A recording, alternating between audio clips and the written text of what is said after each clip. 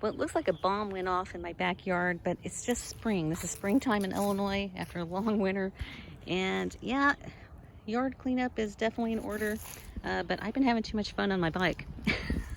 And this is the 700 series step-through version from Ride1Up. And this is a very popular bike. I've written about it on the website several times, and just a very popular article on the website, and for good reason. This is a very versatile bike.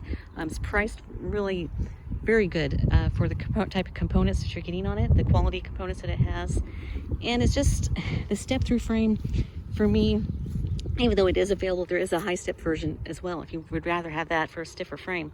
But I really like the step through bikes, especially for electric bikes, because they are heavier. This is 62 pounds and it's motorized. This is a motorized bike, so it's very important to have good control of the bike. You don't want it controlling you, and it's just so much more enjoyable to ride. And a lot of people that buy electric bikes are older. I'm 50, so it's pretty much, when you look at the demographics that are buying this, it's usually 50 and above. And you know, when you get older, you get stiffer. The balance isn't as good as it used to be. So this really levels the playing field. You can still get out and go riding. If you have a banged up knee, your hips aren't as good as they used to be, arthritis, boy, it's so much fun getting old. But it's not too bad, not if you have an electric bike. But anyway, this is, when I bought it, it was $14.95. Right now, I think it's $15.95. Prices for e-bikes have gone up across the board. Different companies, whether, not even just electric bikes, any kind of bicycle, because there's such a high demand for them. It's hard to get the components, you know, like the brakes, the shifters, the derailleur, even the tires.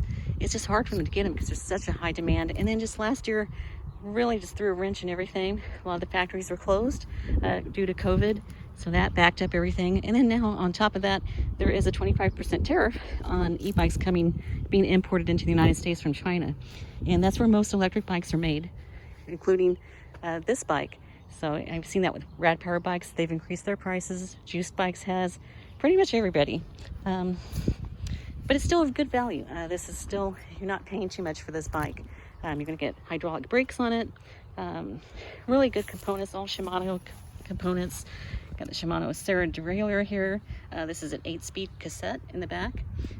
And you have the Acera trigger shifter up here as well. So good quality components. And I really love the hydraulic brakes. That's probably the one thing I love most about the bike, that I think is really something that I recommend to everybody when choosing electric bikes. Yeah, you can get mechanical disc brakes. They're okay. But once you've experienced hydraulic disc brakes, you're probably not going to be too thrilled with the mechanical anymore, because they do get stretched out over time because they use cables, and especially for the back brakes, the rear brakes. This are just far less adjustments within hydraulic brakes, and the stopping power is just so much better. And again, you know, these bikes are heavy. They can go fast. This can go close to 30 miles per hour. So you really want good brakes on it. But even so, I know a lot of people prefer the 500 series from Ride1Up, which is fine. And people have been very happy with it, and it does have mechanical disc brakes. So it's just kind of up to you. I think either would work, but again, once you've had the hydraulic brakes, you're probably not going to want to go back to the mechanical. But enough about that. This is a 500 watt motor in the back. I believe 750 watt peak. This is a Shanghai motor, and with 60 newton meters of torque, plenty of power to move you up a hill. I have no issues with that. I ride in kind of hilly areas and all different kinds of terrain. Have no issues. It's very peppy, especially just using that throttle. I kind of really leaned on that this weekend to test it out, because I really never did that too much. I'm not the type that really uses the throttle a whole lot. I like using pedal assist a lot because I like to get exercise. But yeah, I hammered on that, and I was surprised it got me up to 24 miles per hour just using the throttle. I was like, oh, okay, I didn't even know it could do that. But yeah, no issues with that at all. And it does have integrated lights, both the rear and the front here. Those are integrated using the battery here, which is integrated into the frame. It is removable, and I had it off the bike all winter long. It was inside the house. You don't want to leave the batteries in a cold garage all winter long, or the heat. Heat is actually worse on them than cold. And what else I want to talk about here? Oh, something I really like about this. Let me turn on the display. This does have a color display. Actually, I kind of prefer just the monochromatic just LCD displays, because this can be a little bit difficult to see. You can see the pedal assist level here. It's really hard to see when I'm riding. But something I do like about this, I can go in here. Oh, my fingernails look terrible. I can go in here and you can customize this bike to your liking. You can have, I believe, 5, 7, or 9 levels of pedal assist. I have 7 here. And you can also, let's see here, specify how much power or how much assistance you want from each of those levels from the motor. So I've kind of been tweaking this, trying to get exactly how I like it. Again, I don't want a whole bunch of power right off the bat because I like to get exercise. And also I think it's just safer that way. And you also always have the throttle. I mean, you always have that option here. You're gonna get full power from that, from any level of assist that you're in.